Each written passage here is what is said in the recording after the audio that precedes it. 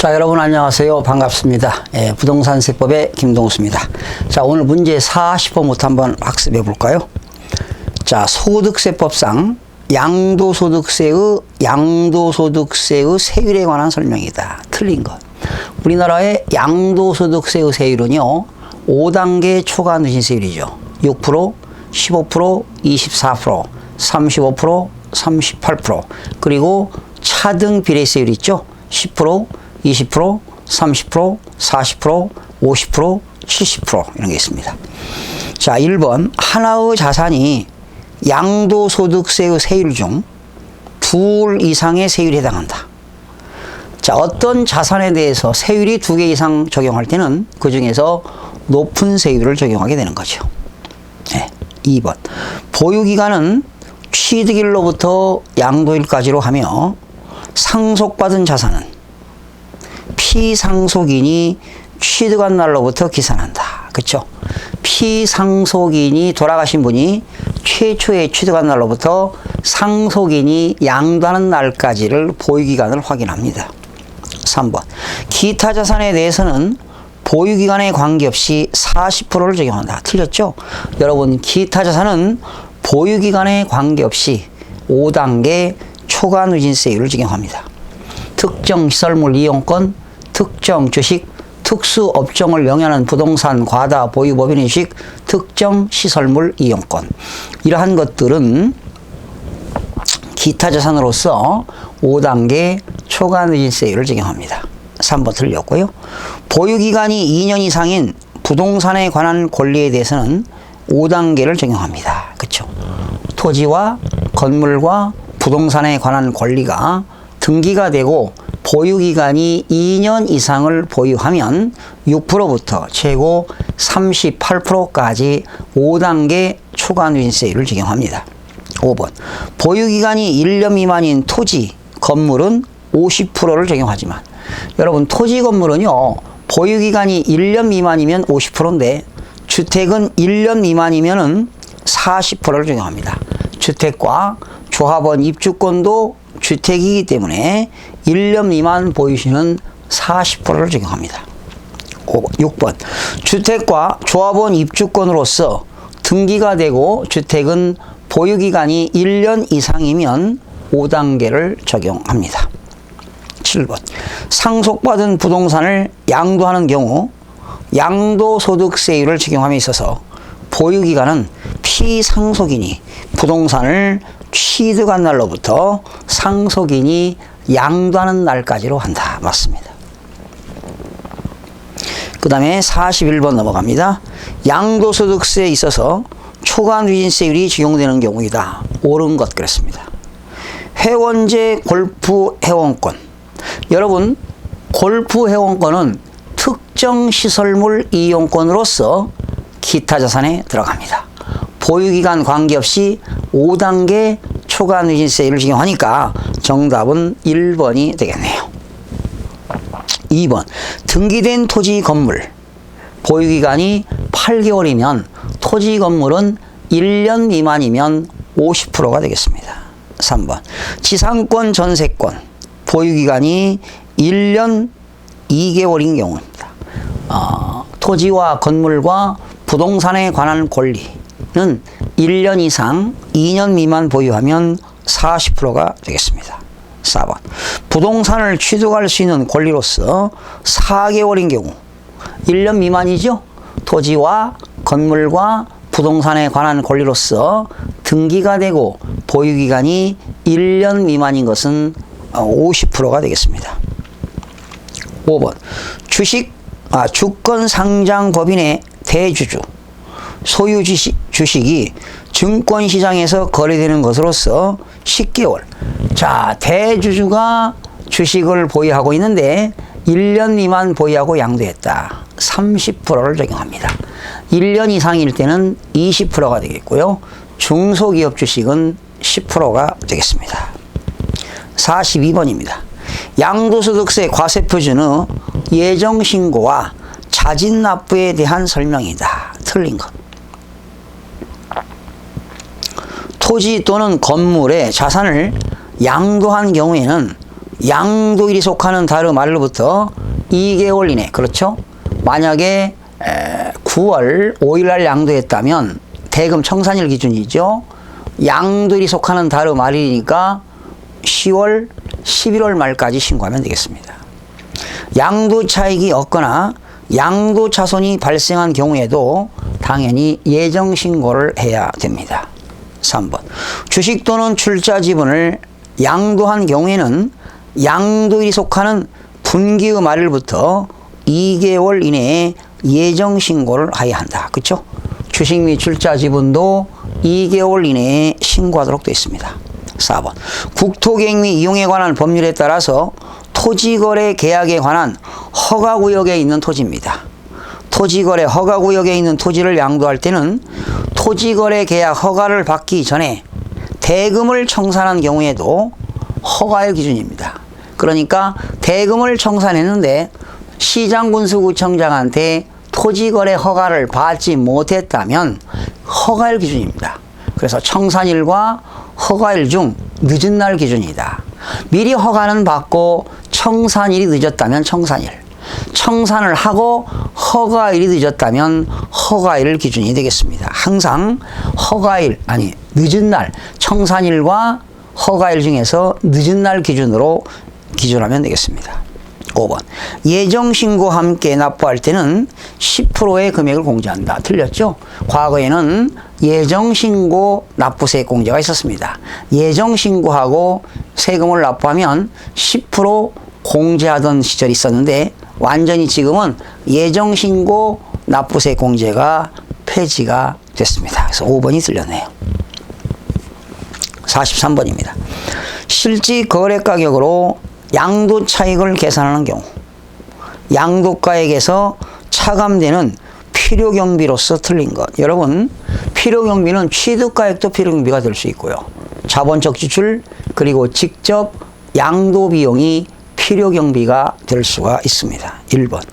취득자산, 취득에 관한 취득세 그리고 농어촌 특별세 및 지방교육세 역시 취득세 낼 때 들어가는 모든 비용도 원가에 포함시키니까 필요경비에 포함됩니다. 양도소득세 과세표준 신고서 작성 비용, 신고서 작성 비용도 필요경비에 들어갑니다. 매도자가 부담할 양도소득세를 매수자가 부담하는 양도소득세도 필요경비로 공제받을 수가 있습니다. 4번. 취득 후 본래의 용도를 유지하기 위하여 소요된 수선비. 취득 후 본래의 용도를 유지하기 위하여 들어간 수선비는 현상 유지를 위한 지출입니다. 이것을 뭐라고 합니까? 수익적 지출이죠. 수익적 지출은 현상 유지를 위한 지출입니다. 이러한 것들은 필요경비로 공제하지 않습니다. 현상 유지.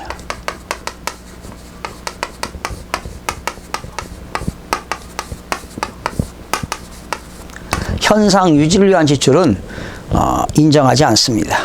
개발 부담금과 재건축 부담금도 필요경비로 포함됩니다. 토지 이용의 편의를 위하여 토지 위에 있는 장애물 철거 비용도 토지 원가에 포함시킵니다. 또한 토지를 평평하게 고르는 데 들어간 비용을 뭐라고 하죠? 토지 정지비라고 하죠. 정지비.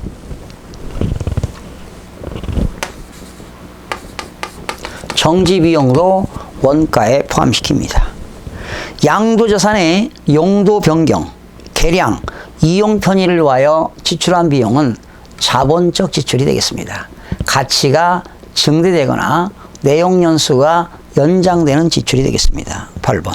토지 이용 편의를 위하여 토지에 도로를 만들었네요.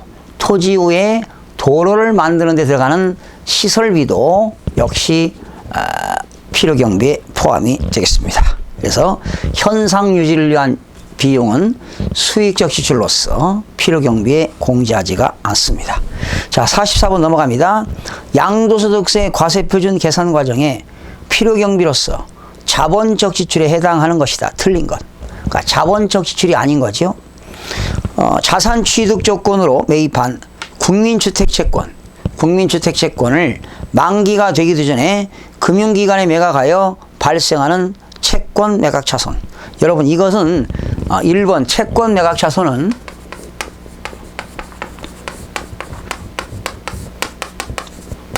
이거는 직접 양도 비용에 들어갑니다.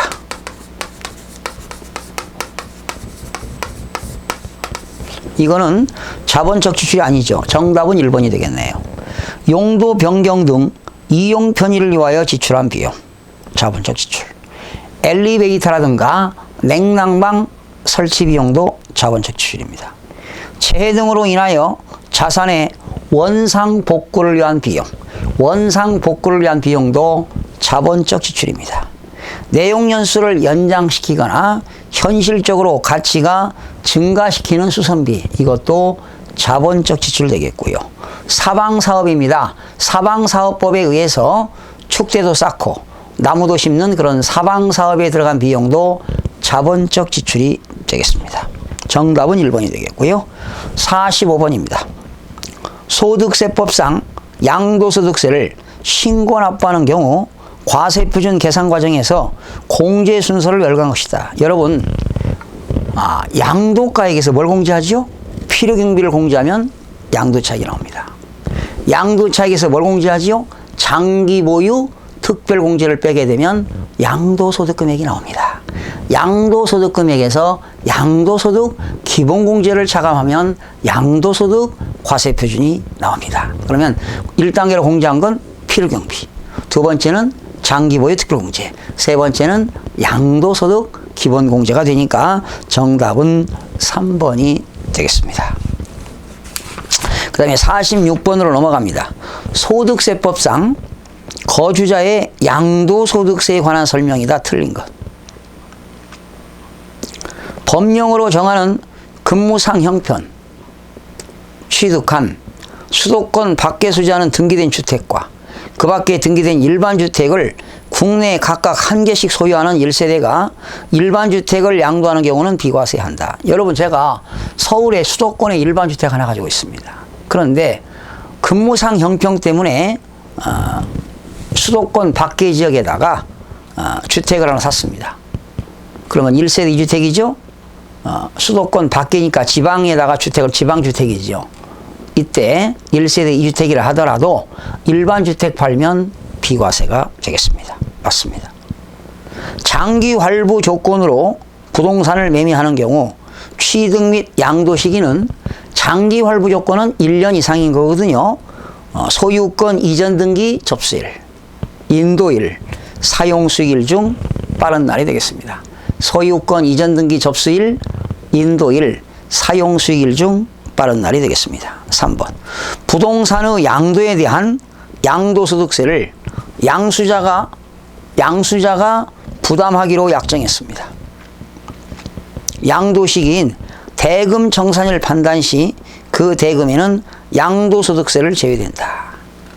그런데 여러분, 매도인이 부담할 양도소득세를 매수인이 부담했다면 이것도 필요경비로 공제 가능합니까? 네, 가능합니다. 4번. 국내 소유의 부동산에 대한 양도소득세는 양도인 소유의 다른 부동산으로 물납할 수 있다. 여러분, 양도소득세는 물납이 있었죠. 공공용지 보상채권으로만 가능했습니다. 부동산은 안 됐죠. 그런데 그것마저 올해 폐지돼 가지고 결과적으로 양도소득세는 물납제도가 사라졌다고 보시면 되겠습니다. 4번 틀렸고요.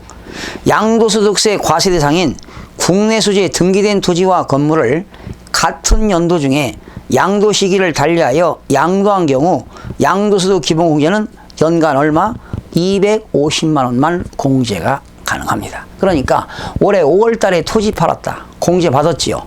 그런데 10월 달에 건물 받았다. 공제 받을 수가 없습니다. 토지와 건물과 부동산에 관한 권리와 기타 자산에 대해서는 1년에 딱 한 번 250만 원만 공제가 가능합니다. 그러나 2016년 9월 달에 처분하고 250만 원 공제 받고 2017년 1월 달에 건물을 팔았다면 당연히 연도가 바뀌었기 때문에 당해년도에 250만 원 공제가 가능합니다.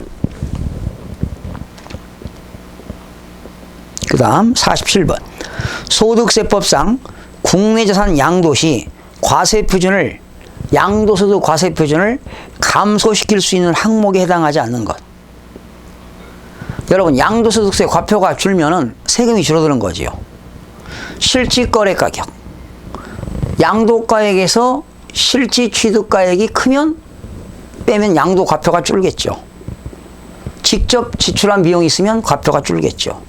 장기 보유 특별공제를 빼면은 과표가 줄겠죠. 양도소득 기본공제 250만 원 공제하면 과세표준은 감소하겠지요. 그러나 양도소득 감면세액, 여러분, 감면세액은 과표가 줄어드는 게 아니라 산출세액이 줄어드는 거지요. 그죠? 양도소득세 감면세액은 양도소득세 산출세액이 줄어드는 거지, 감면세액하고는 과표하고는 관계가 없습니다. 감면세액은 산출세액에서 감소시키는 항목이다, 이렇게 보시면 되겠네요. 자, 48번으로 넘어갑니다. 소득세법상 거주자가 국내 소재 주택의 양도가액과 취득가액을 실지 거래된 금액을 기준으로 하여 양도차익을 산정하는 경우 양도소득세 필요경비에 해당하지 않는 것, 양도주택과 관련된 것으로 양도자가 부담한다. 네. 여러분, 주택을 취득대금에 충당하기 위한 대출금 이자. 여러분, 우리가 주택을 취득하는데 돈이 부족해서 은행에서 이용자 받았습니다. 그 대출금의 이자도 필요경비로 공제할까요? 전혀 공제되지 않습니다. 그러나 우리가 건물을 건설하는데 건물이 완공되기 전까지 대출을 받아가지고 이자 있죠? 건설자금 이자, 이런 거는 원가에 포함시키기 때문에 자본적 지출에 들어갑니다. 근데 이거는 주택을 취득하기 위해서 융자받은 거에 대한 대출이자는 필요경비로 공제받을 수가 없습니다. 1번 틀렸습니다. 취득 시 법령 규정에 따라 매입한 국민주택 채권을 만기가 되기도 전에 법령이 정하는 금융기관에 양도함으로써 매각차손이 생겼다. 이게 바로 채권 매각차손이죠. 채권 매각차손은 양도비용에 들어갑니다. 양도 전 주택의 이용 변일로 하여 방 확장 공사 비용, 주택 가치가 증가되었대요. 방을 확장 공사 비용인데 주택 가격이 증가되었다면 자본적 지출로서 필요경비로 공제받을 수가 있습니다. 양도소득세 과세표준 신고서 작성 비용도 직접 양도 비용으로서 필요경비로 공제받을 수가 있습니다. 공인중개사한테 지출한 중개수수료도 필요경비에 포함시킵니다. 직접 양도비용에 들어갑니다. 직접 양도비용에는 중개수수료, 계약서 작성비용, 공증비용, 인지대, 증권거래세, 이런 것들이 다 포함되겠죠. 49번입니다. 장기보유 특별공제에 관한 설명이다. 틀린 것. 양도소득세가 과세되는 1세대 1주택의 경우에는 보유기간이 10년 이상일 때는 양도차익의 최고 몇 프로? 80%까지 공제합니다. 1년에 8%씩이죠. 그러면 주택을 3년에서 4년 보유했다면 양도차익의 24%를 공제합니다. 10년 이상 보유한 토지의 장기보유 특별공제는 토지와 건물은 양도차익의 최고 30%까지만 공제가 가능합니다. 장기보유 특별공제액은 양도차익에다가 보유기간별 공제율을 곱하여 계산한 금액을 말합니다. 3년 이상 보유한 1세대 1주택인 고가주택에 대해서는 장기보유 특별공제를 적용하지 않는다? 아니죠. 적용하지요. 그것도 확대 적용하기 때문에 1세대 1주택은 최고 80%까지 적용이 되겠습니다. 4번 틀렸습니다. 배우자 또는 직계존비속으로부터 증여받은 날로부터 5년 이내 양도한 부동산의 보유기간은 해당 배우자가 또는 직계존비속이 당초 취득한 날로부터 소급하여 계산한다. 그죠? 만약에 남편이 부인에게 증여한 것을 부인이 5년 이내에 양도하게 되면 부인이 양도하는 것으로 보지 않고 남편이 양도하는 것으로 보아서 그 남편이 최초 취득한 날의 취득가액과 부인이 양도하는 날의 양도가액을 계산해서 세금을 계산하게 되는 겁니다. 6번 미등기 양도자산과 비사업용 토지는 장기보유 특별공제를 적용하지 않습니다. 1세대 2주택 이상 소유한 자도 장기보유 특별공제 가능합니다. 1세대 3주택 다주택자들도 장기보유 특별공제가 가능합니다. 장기보유 특별공제 계산 시 보유기간은 당연히 취득일로부터 양도일까지가 되겠습니다. 9번. 증여한 배우자 또는 직계존비속이 해당 자산을 취득한 날로부터 기산하고 가업상속 공제가 적용된 비율에 해당하는 자산의 경우에는 피상속인이 해당 자산을 취득한 날로부터 기산한다. 피상속인이 당해 자산을 취득한 날로부터 기산해서 장기보유 특별공제를 적용이 되겠습니다. 자, 50번 문제입니다. 틀린 거. 지문이 15가지 지문이 나와 있네요. 오피스텔, 상가 등 건물이 완성될 때 그 건물과 이에 딸린 토지를 취득할 수 있는 권리의 양도는 양도소득세 범위에 해당한다. 그죠? 건물과 토지를 취득할 수 있는 권리, 아파트 당첨권, 토지 상환채권, 주택 상환채권은 다 과세 대상에 들어갑니다. 보유기간 계산할 때 상속받은 주택으로서 상속인과 피상속인이 상속 개시 당시 동일 세대인 경우는 상속 개시 전에 상속인과 피상속인이 동일 세대로서 보유기간을 뭐한다? 합산합니다. 3번. 거주자가 양도일로부터 소급하여 5년 이내 배우자 또는 직계존비속으로부터 증여받은 부동산 양도 차익을 계산할 때 취득가액은 각각 그 배우자 또는 직계존비속에게 증여 당시가 아니지요. 증여 당시가 아니라 배우자 또는 직계존비속이 옛날에 책에 당초에 취득한 날을 취득가격으로 계산하게 되는 겁니다. 3번 틀렸고요. 취득세는 납부 영수증이 없는 경우에도 필요경비로 공제가 가능합니다. 5번. 양도소득세 과세표준은 종합소득과 퇴직소득에 대한 과세표준과 구분하여 계산합니다. 종합소득에 대한 과표와 퇴직소득에 대한 과세표준과 양도소득세 과세표준은 각각 계산이 되겠습니다. 6번. 거주하거나 보유하는 기간 중에 화재가 발생해 소실, 도계, 노후 등으로 인하여 멸실되어 재건축한 주택의 경우에는 멸실된 주택과 재건축한 주택에 대한 거주기간과 보유기간이 통산을 해야 됩니다. 7번. 비거주자가 해당 주택을 3년 이상 계속 보유하고 그 주택에서 거주한 상태로 거주자로 전환한 경우, 그러니까 비거주자가 거주자로 전환했죠. 이때는 거주기간과 보유기간을 모두 통산하게 되는 겁니다. 다시요. 비거주자에서 거주자로 전환하는 경우에는 비거주자가 보유했던 기간, 거주했던 기간, 즉 통산이 되겠습니다. 8번. 1세대 1주택이란 거주자 및 배우자가 그들과 동일한 주소 거소에서 생계를 같이 하는 가족과 함께 구성하는 1세대가 1주택을 보유하고 있는 경우로서 보유기간이 몇 년? 당연히 2년 이상인 경우가 되겠습니다. 또한 거주자란 국내에 주소가 되어 있고 1년 365일 중에 183일 이상을 거주하면 거주자로 보는 겁니다. 9번. 가족이라 함은 거주자와 그 배우자의 직계존비속, 형제자매를 말하며 취약, 질병 요양, 근무상 형편, 사업상 형편 등으로 본래의 주소 또는 거소를 일시 퇴거한 자도 포함이 됩니다. 10번. 하나의 건물이 주택과 주택 외의 부분으로 복합되어 있는 경우와 주택에 딸린 토지에 주택의 건물이 있는 경우 전부를 주택으로 본다. 다만 주택 연면적이 주택의 외의 부분이 면적보다 적거나 같을 때는 주택 외의 부분은 주택으로 보지 않는다. 결과적으로 주택 면적이 크면 전부를 주택으로 보고 주택 면적이 적거나 같을 때는 주택 부분만을 주택으로 보고 주택이 아닌 것은 주택으로 보지 않습니다. 11번. 하나의 주택을 여러 사람이 공동으로 소유하는 경우 특별한 규정이 있는 것은 제외하고 주택수를 계산할 때 공동주택 소유자가 그 주택을 소유하는 것으로 본다. 하나의 주택을 여러 사람이 공동으로 소유하고 있다면 각각 1주택을 소유하는 것으로 보게 되는 겁니다. 12번. 양도소득세 과표는 종합소득과 퇴직소득에 대한 과표와 구분하여 계산이 이루어집니다. 13번. 양도차익 계산 시 증여에 의한 취득한 토지는 증여를 받은 날을 취득시기로 한다. 그죠? 증여받은 재산은 증여를 받은 날이 취득시기가 되겠죠.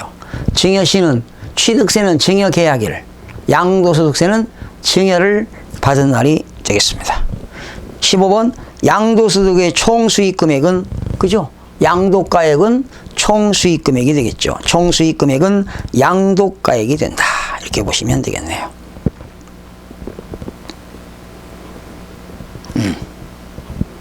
자, 그래서 여기서 50번 지문은 15가지 지문이 나왔는데 3번 지문이 틀렸습니다. 자, 오늘은 여기까지 하고요. 또 51번부터는 다음 시간에 학습하는 시간을 갖도록 하겠습니다. 여러분 대단히 수고하셨습니다.